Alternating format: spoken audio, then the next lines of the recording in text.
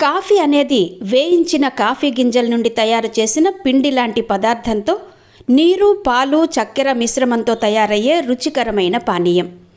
వ్యాపారానికి అత్యధికంగా ఉపకరించే వ్యవసాయ వస్తువుల్లో కాఫీ ఒకటి. కాఫీ రుచి కొద్దిగా ఆమ్లంగా ఉంటుంది. అందులో ఉండే కెఫీన్ పదార్థం మనుషుల్ని ఉత్తేజపరిచే ప్రభావం కలిగిన పానీయం.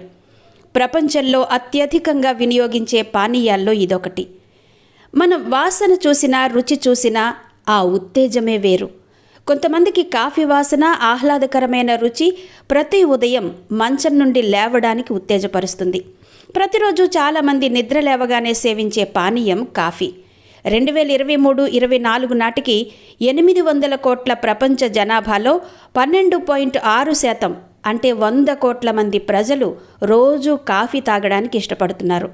మనం మానసిక ఉత్సాహం కోల్పోకుండా కాఫీ మనకు సహాయం చేస్తుందని ఇటీవల ఒక అధ్యయనం కూడా తేల్చింది.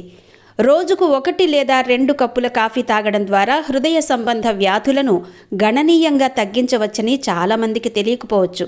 4 నుండి 5 కప్పులు తాగే సమూహంలో 12% మరణ ప్రమాదాన్ని తగ్గిస్తుందని శాస్త్రవేత్తల అధ్యయనం స్పష్టం చేస్తుంది. హార్వర్డ్ వైద్య పరిశోధకులు దీర్ఘకాలిక కాఫీ తాగేవారికి టైప్ 2 మధుమేహం వచ్చే ప్రమాదం గణనీయంగా తగ్గుతుందని కనుగొన్నారు. అంతేకాదు, వారు తాగే కొద్దీ మధుమేహం అవకాశాలు పూర్తిగా తగ్గుతాయని గణాంకాలు సూచిస్తున్నాయి. అయితే కాఫీలో చక్కెరను పరిమితంగా వాడడం మాత్రం ముఖ్యం. కాఫీ విరామం తర్వాత పనిచేసే వ్యక్తులు అంతకు ముందు కంటే ఉత్సాహం ద్విగుణీకృతమైన భావన కలుగుతుంది. బరువు తగ్గడంపై దృష్టి కేంద్రీకరించినట్టయితే గ్రీన్ కాఫీ సత్ఫలితాలనిస్తుంది. కాఫీ వల్ల 10 ప్రయోజనాలేంటో చూద్దాం.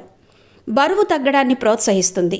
కాఫీ అనేది క్యాలరీలు లేని పానీయం. ఇది బరువును నియంత్రించడానికి తోడ్పడుతుంది. ఇందులో కెఫీన్ ఉంటుంది.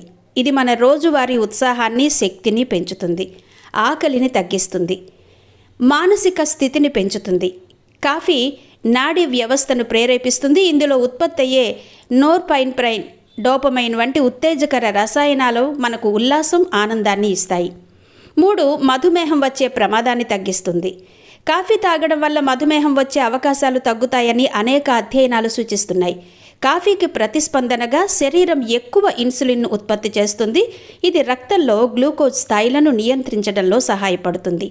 4. యాంటీ డిప్రెసెంట్గా పనిచేస్తుంది.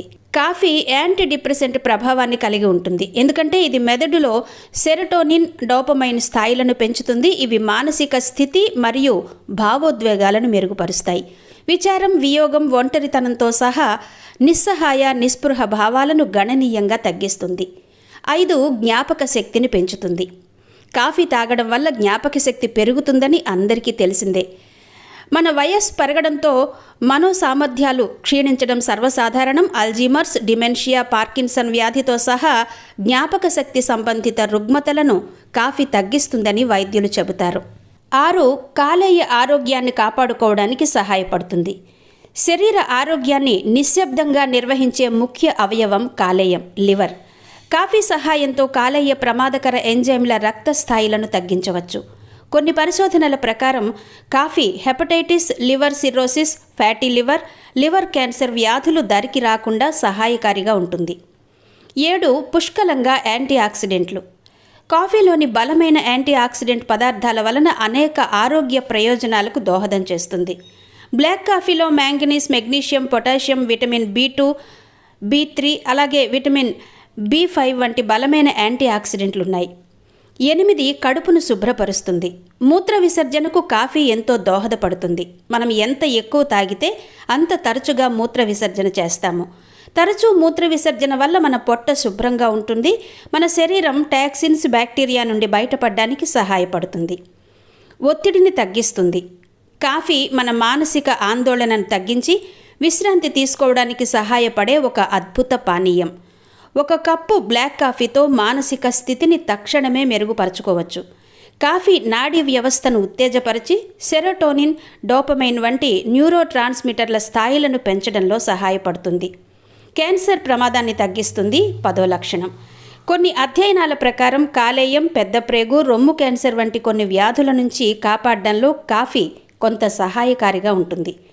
కాఫీలో యాంటీ ఇన్ఫ్లమేటరీ గుణాలుండడమే ఇందుకు కారణం. మరి మనం కాఫీ తాగడం యథావిధిగా నిర్భయంగా కొనసాగిద్దామా?